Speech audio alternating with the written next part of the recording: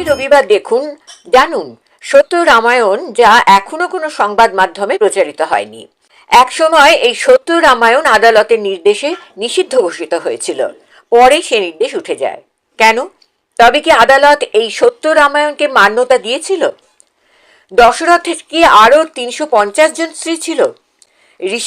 ঋষ্যশৃঙ্গ মুনি কি রাম, লক্ষ্মণ, ভরত, শত্রুঘ্নের পিতা? দেবী সরস্বতী কি কৈকেয়ীর দাসী Manthara?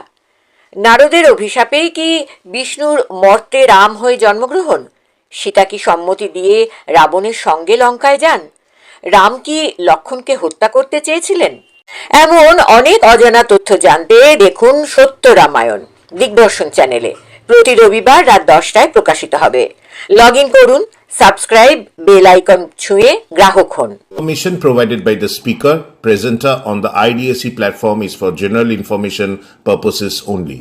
All information is provided in good faith. However, we make no representation or warranty of any kind, express or implied, regarding the accuracy, adequacy, validity, reliability, availability, or completeness of this information. নমস্কার, সুজিত চট্টোপাধ্যায় আপনাদের সামনে হাজির হচ্ছে আবার 29তম সত্য রামায়ণ পর্বটি নিয়ে।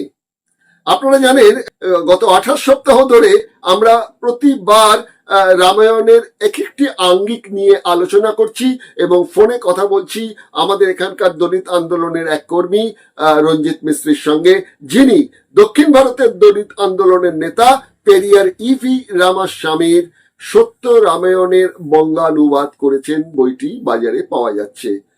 300টি রামায়ণ মোটামুটি ছড়িয়ে আছে সারা বিশ্ব জুড়ে। আমাদের এখানেও বাংলাতেও অনেকে রামায়ণ লিখেছেন। কৃত্তিবাসকে সামনে রেখে পরবর্তীকালে কিন্তু আরো অনেকে রামায়ণ লিখেছেন এবং কৃত্তিবাসের সমসাময়িক কালেও অনেকে রামায়ণ লিখেছেন। এবং 1600 শতাব্দী নাগাদ কিন্তু আমাদের এই বাংলাতেই, অর্থাৎ ঢাকা, বাংলাদেশের ওখানে কিশোরগঞ্জে একজন কবি ছিলেন, মহিলা কবি, তার নাম হচ্ছে চন্দ্রাবতী। তিনি একটি চন্দ্রাবতী রামায়ণ তিনি কিন্তু রচনা করেছিলেন আর কি। তার নাম দিয়েছিলেন অবশ্য তিনি সীতায়ন, কেননা তিনি রামকে গুরুত্ব দেননি। একজন মহিলা তো, তিনি কিন্তু সীতাকে অনেক বেশি গুরুত্ব দিয়েছেন, সীতার স্যাক্রিফাইসকে। তখনকার দিনে বাংলায় মেয়েদের যে স্যাক্রিফাইস করতে হতো সবকিছুর সঙ্গে সামঞ্জস্য রেখে তিনি সেইটি শুরু করেছিলেন। যাই হোক, সেটা কিন্তু খুব একটা বড় রামায়ণ নয়, মানে 19টা অধ্যায় তিনি শেষ করেছিলেন আর কি। তো যাই হোক, সেই রামায়ণের কথার পরিপ্রেক্ষিতে আমি জানাচ্ছি যে অদ্ভুত রামায়ণ বলে আরেকটি রামায়ণ আছে। সেই রামায়ণে কিন্তু বলা হয়েছে যে ওই সহস্র গ্রীব রাবণ আর দশগ্রীব রাবণ, দুজন রাবণ, একজন রাবণকে বধ করেছিলেন, দশগ্রীব রাবণকে বধ করেছিলেন তো রামচন্দ্র। কিন্তু যখন তিনি আবার পুনর্জন্ম লাভ করে আসেন তখন তার নাম হয়ে যায় সহস্রগ্রীব, কেন তখন তার 1000 মাথা, তাকে রাম বধ করতে পারেননি। উল্টে ওই সহস্রগ্রীব রাবণের বাণে আহত হয়ে অজ্ঞান হয়ে গিয়েছিলেন রাম। তখন সীতা এসে বাঁচান। তিনি কালী রূপ ধারণ করে ওই সহস্রগ্রীব রাবণকে নাকি বধ করেছিলেন, এরকম উল্লেখ আছে অদ্ভুত রামায়ণে। তো যাই হোক, আমরা এই প্রসঙ্গে তো যাব, তার আগে একটা মজার ঘটনাও জানিয়ে রাখি আপনাদের। আপনারা অনেকেই জানেন যে এই রামায়ণকে এখন কিন্তু আরো বেশি করে প্রচারে আনার চেষ্টা করা হচ্ছে, কেননা এতদিন রাম জন্মভূমি হবে হবে হবে হবে, রাম জন্মভূমি হয়ে গেছে। এখন কেন্দ্রীয় যে শাসক দল, তাদের হাতে আর নতুন কোনো অস্ত্র নেই, সুতরাং আবার ওই ধর্মকেই ব্যবহার করতে হবে, যার জন্য নতুন মোড়কে আরো গ্ল্যামারাইজ করে সেই রাম পর্ব আবার শুরু করা হচ্ছে। এটি নাকি 2টি পর্বে তৈরি হয়েছে। প্রথম পর্বটি এবারকার দেওয়ালিতে রিলিজ করতে যাচ্ছে। সেখানে রামের চরিত্রে অভিনয় করছেন রণবীর কাপুর, রাবণের চরিত্রে করছেন যশ, এবং সীতার চরিত্র একজন নবাগত অভিনেত্রী কাজ করছেন। তিনিও নাকি একটা বিরাট জায়গায় পৌঁছে যাবেন। আর হনুমানের চরিত্রে আমাদের ধর্মেন্দ্রর পুত্র সানি দেওল নাকি এই চরিত্রটি করবেন। একদম খুব মানানসই চরিত্র হয়েছে বটে। এবং প্রথম পর্বটা শুরু হতে যাচ্ছে এইবার দেওয়ালির সময়। এবং আপনাদের জানিয়ে রাখি, এর খরচা নাকি হয়েছে, শোনা যাচ্ছে যে 4000 কোটি টাকা। এর আগে কোনো বলিউডের ছবি এত টাকায় তৈরি হয়নি। আমার মনে পড়ে ছোটবেলা একটা ছবি এসেছিল তালাশ, রাজেন্দ্র কুমারের, তখন এই বিজ্ঞাপনটা করা হয়েছিল, সর্বাধিক ব্যয়ে তৈরি এই প্রথম হিন্দি ছবি। 1 কোটি টাকা দিয়ে তখনকার দিনের ছবিটা তৈরি হয়েছিল। আমি 60-এর দশকের কথা বলছি। আর আজকে আমরা 21 শতাব্দীতে এসে গেলাম, তখন কিন্তু এই রামায়ণ তৈরি হতে যাচ্ছে নাকি 4,000 কোটি টাকা দিয়ে।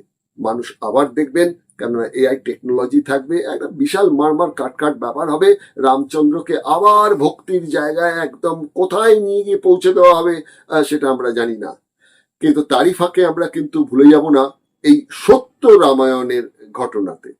যাই হোক, আর কথা বাড়াবো না, প্রথমে দেখুন একটা প্রতিবেদন, তারপর সরাসরি চলে যাব আমরা রঞ্জিত মিস্ত্রির সঙ্গে একটি টেলিফোন সাক্ষাৎকারে। বিষয় সত্য রামায়ণ পর্ব 29। চলুন দেখা যাক প্রতিবেদনটি।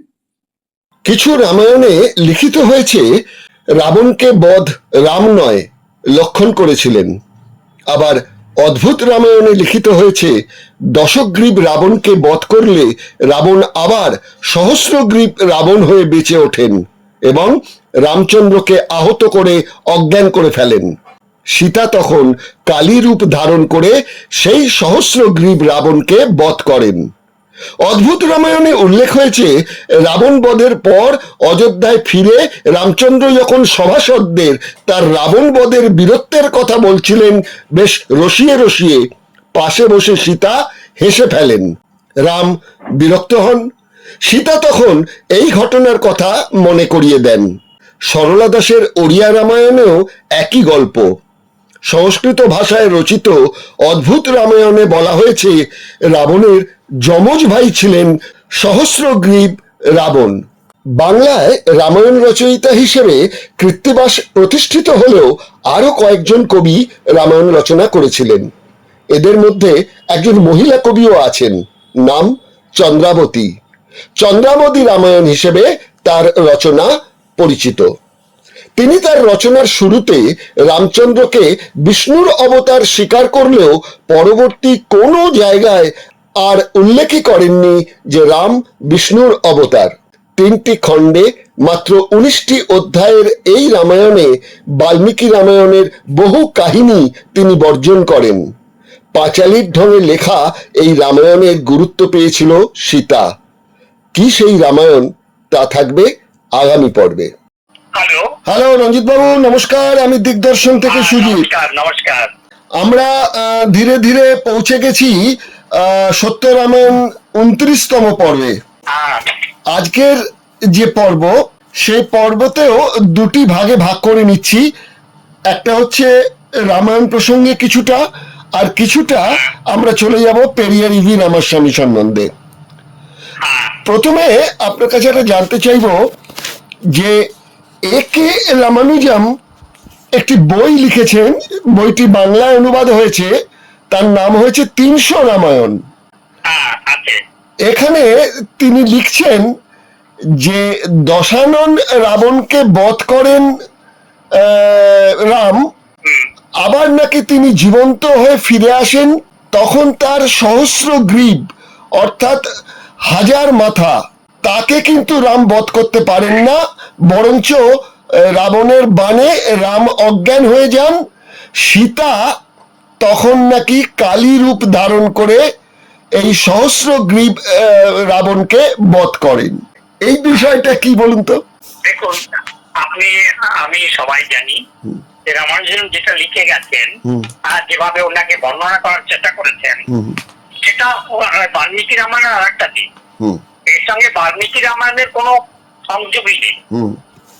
উনি বিভিন্ন জায়গা থেকে আবার নতুন করে কিছু তুলে ধরে, যেমন তুলসীদাস করেছেন, তখন উনি তেমন ভাবে একটা কিছু করার চেষ্টা করেছেন।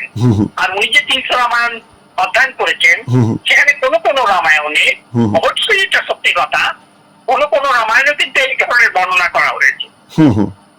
এই জন্য উনি সেইগুলোকে কালেকশন করে সেখান থেকে একটা নতুন চিন্তা ভাবনা দেওয়ার চেষ্টা করেছেন, যেটা দক্ষিণ ভারতে বেশ খানিকটা চেয়েছে। আপনি দক্ষিণ ভারতের মানুষকে দেখেন, ওখানে কিন্তু এটা কেন অলৌকিক ব্যাপার না, একটা নতুন কিছু দিলে লোক খাবে। এটাই হচ্ছিল রামায়ণের সবচেয়ে বড় কথা, যে আঞ্চলিক ভাবে বিভিন্ন জায়গায় রামায়ণকে এমন ভাবে উপস্থাপন করা হয়েছে যে আলাদা আলাদা জায়গায় আলাদা আলাদা ভাবে এর ভাবনাটাকে তুলে ধরার চেষ্টা করা হয়েছে, এবং রামানুজন সেটাই করেছেন, বিষয়ে কোনো সন্দেহ নেই। আমিও দেখেছি ব্যাপারটা, কিন্তু আমার মনে হয়েছে, মনে না, এটা বাস্তব, যে 300 রামায়ণের বিভিন্ন জায়গায় বিভিন্ন ভাবে বর্ণনা করেছেন, তার মধ্যে একটা টুকরো তুলে ধরে উনি দেখানোর চেষ্টা করেন। আরেকটা, তবে আপনাকে আমি আরেকটা কথা বলে রাখি, আপনি আজকে যে স্বাধীনতার উপরে যে আপনি এটা দিয়েছেন ভিডিওটা, অসম্ভব ভালো হয়েছে। এই কথা আমি আজকে না বলে পারলাম না না, ধন্যবাদ ধন্যবাদ আপনাকে। সত্যি ভালো হয়েছে, আমি মন দিয়ে দেখে শুনেছি এবং সত্যি ভালো হয়েছে। যারা দেখবে তারা কিছু জানবে যে আপনি অসম্ভব ভালো ডিটেল তুলে ধরেছেন, এ বিষয়ে কোনো সন্দেহ নেই। ধন্যবাদ। আসুন প্রসঙ্গে আসুন। হ্যাঁ, প্রসঙ্গে এবার যেটা যেতে চাইছি সেটা হচ্ছে যে এই যে অদ্ভুত রামায়ণ, সেই অদ্ভুত রামায়ণে আবার বলা হচ্ছে যে রাবণেরা নাকি যমজ ভাই, একজনের 10টা মুখ আর একজনের 1000 মুখ। 10 মুখ রাবণকে মেরেছেন রামচন্দ্র, আর 1000 মুখ রাবণকে মারতে পারেননি রামচন্দ্র।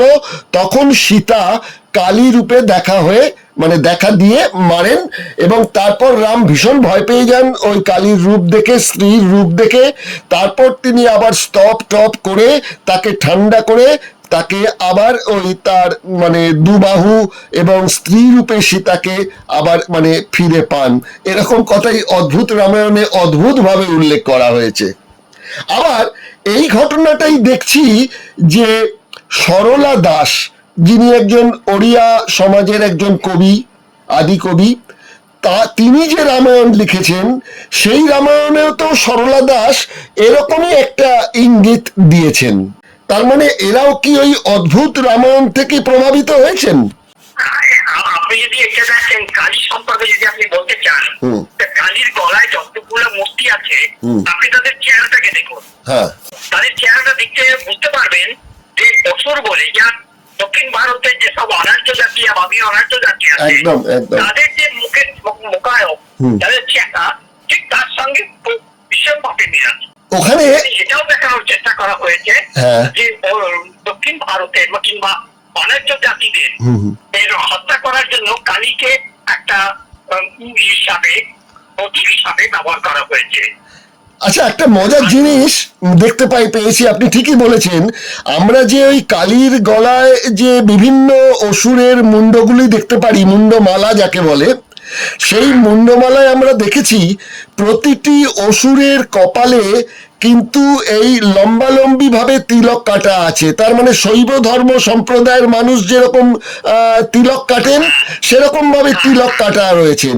তাহলে কালীর স্বামী শিব, আবার সেই যে শিবের ভক্ত, স্বামীর ভক্তদেরই বধ করছেন কালী। সেটাই তো করেছেন। অদ্ভুত লজিক। দেখানো হয়েছে যে কালী এমন একটা প্রতীক যাকে এরা সবাই মিলে আক্রমণ করেছে, শ্লীলতাহানির চেষ্টা করেছে কিংবা ক্ষতি করার চেষ্টা করেছে, তাদের সবাইকে কেটে তার মালা পরছেন। এবং যখন দেখলেন যে শিব যখন বাঁচানোর জন্য নিচে এসছেন, তার নিচে তাকে দেখে নিজের জীব কাটছে।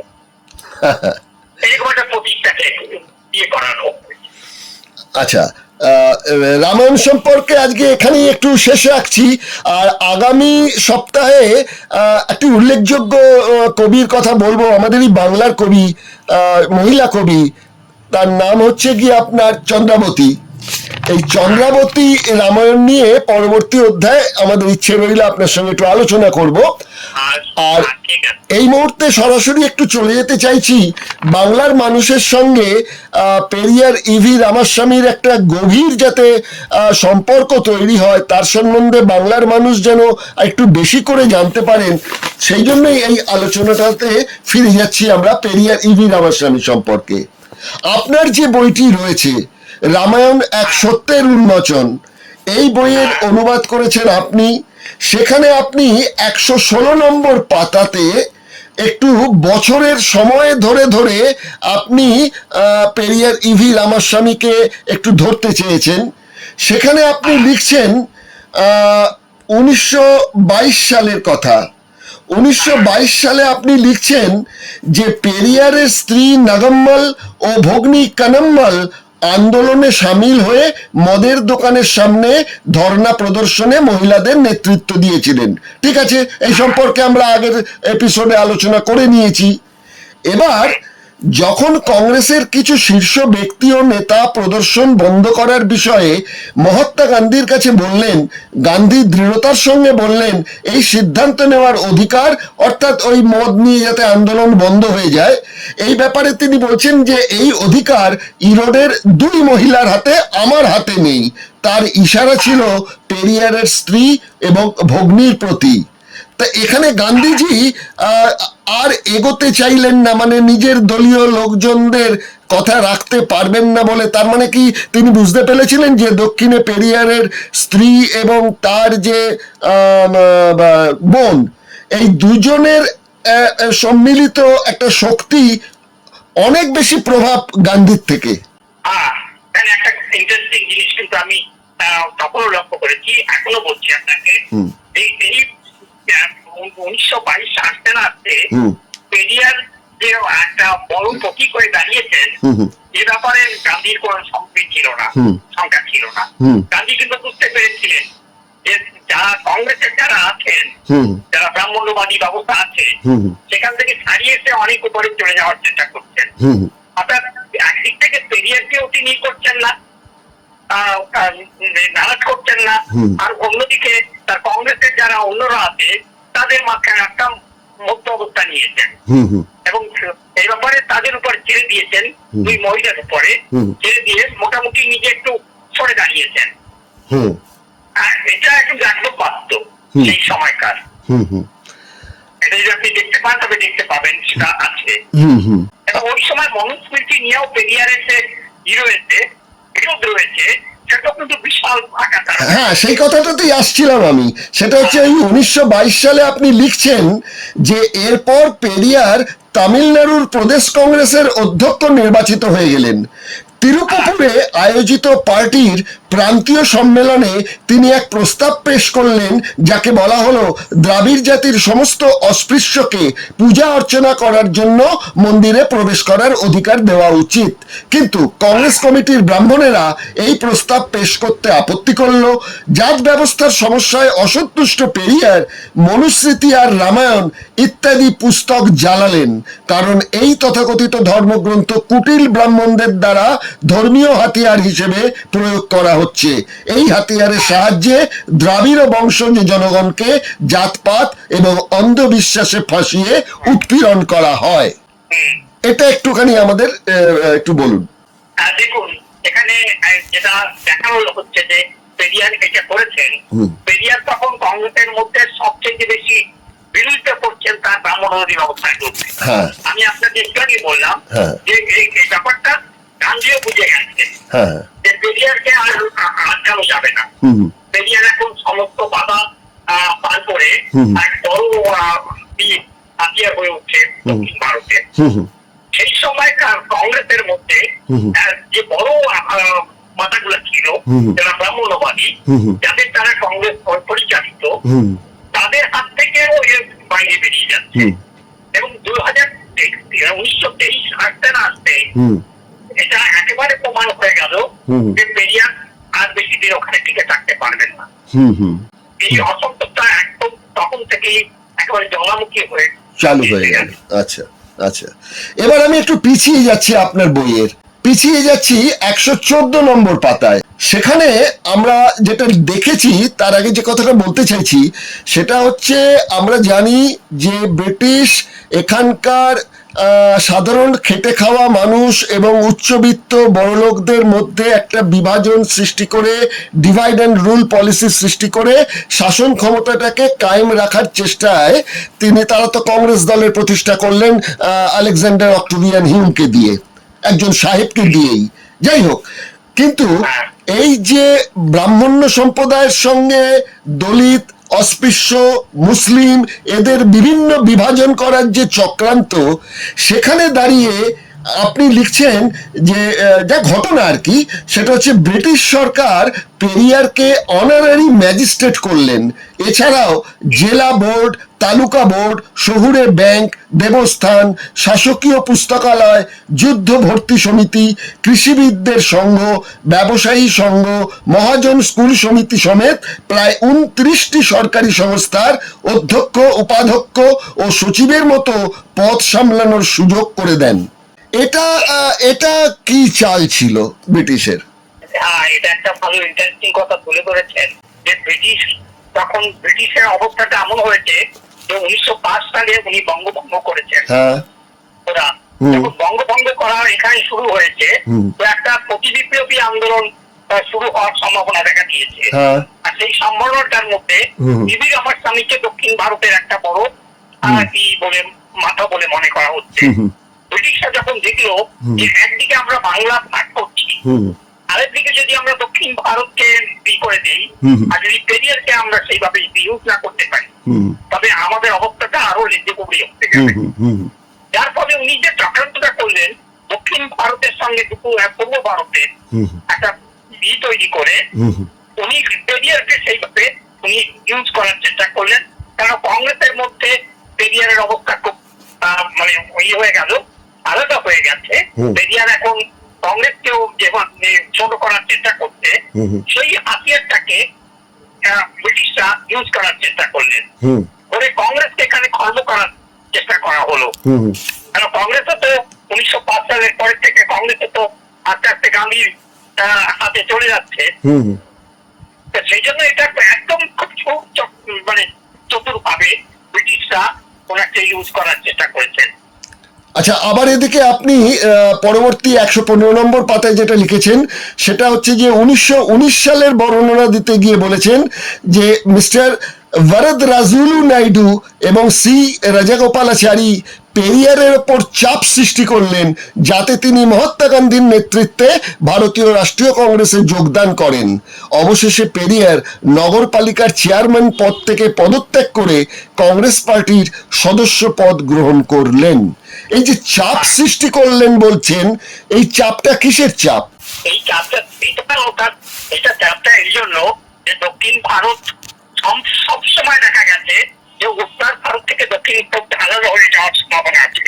এই আলাদা হয়ে যাওয়ার সম্ভাবনাটা এত বেশি প্রচার হয়ে উঠছে, কারণ 1919 আসতে না আসতে পেরিয়ার এক বড় হয়ে গেলেন, মাথা হয়ে দাঁড়ালেন।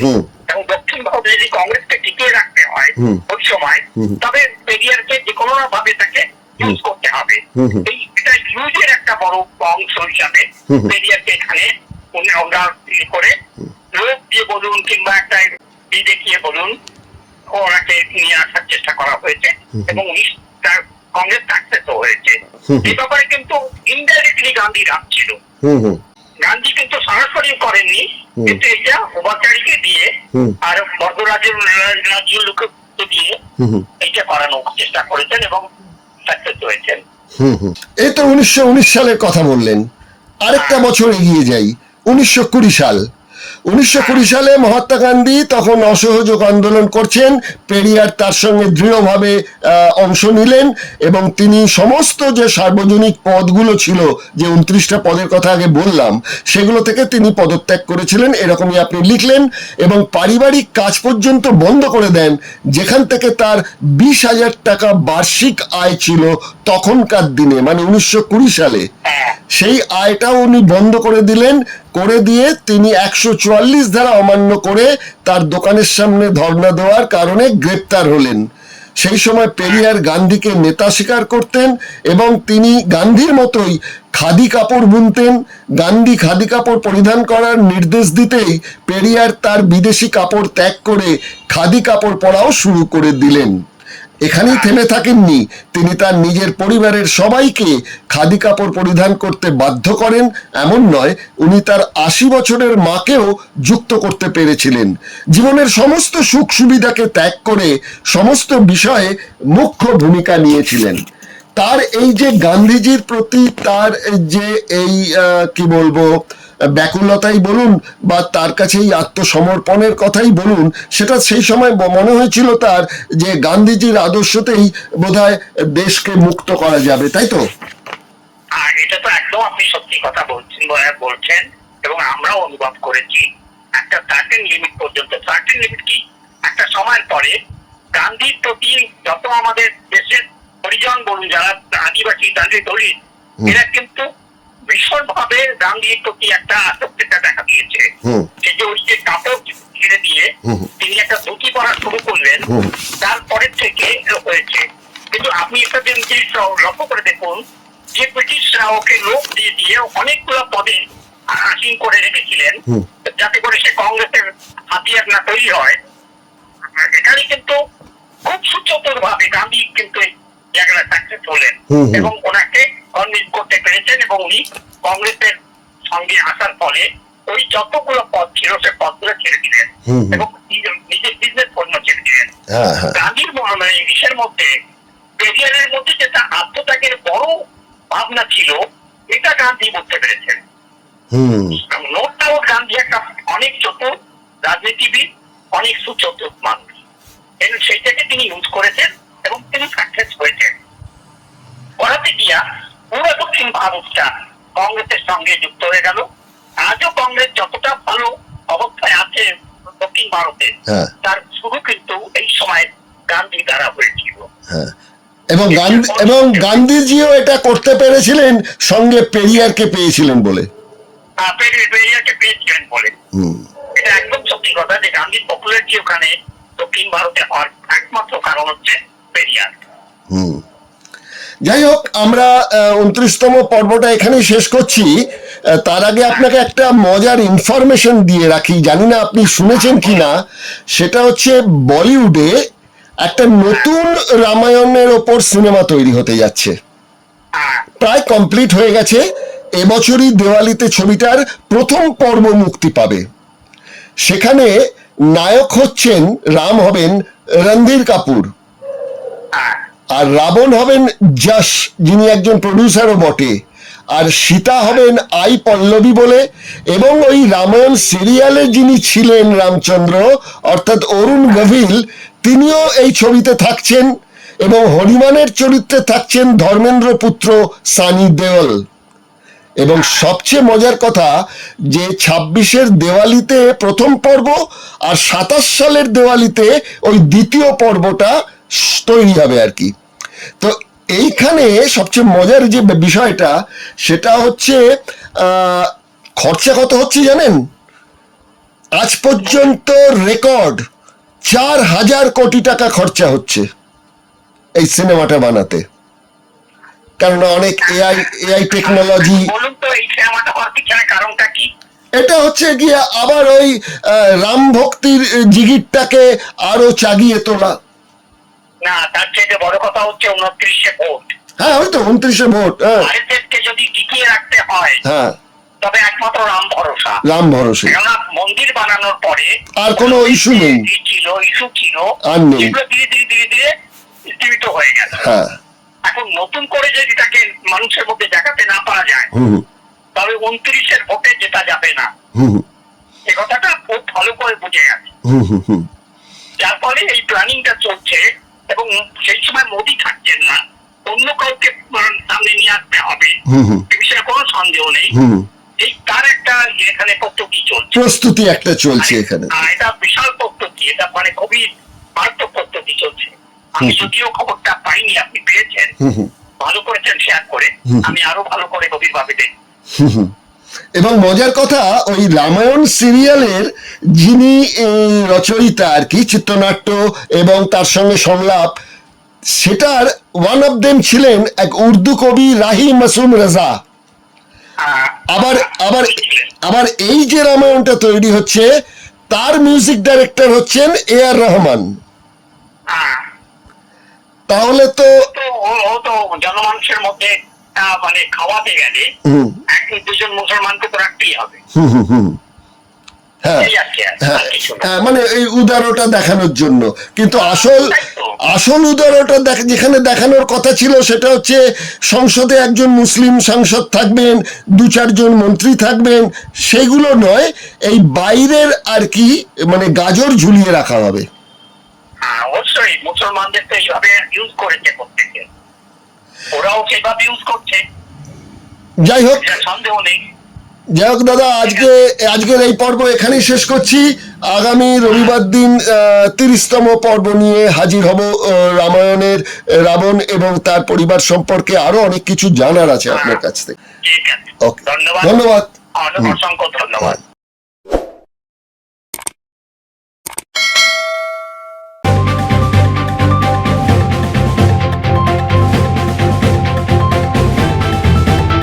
রংহীন সংবাদ আর অজানা তথ্যের জন্য দেখুন দিগদর্শন, 10-এর পাশে, দেশের সাথে।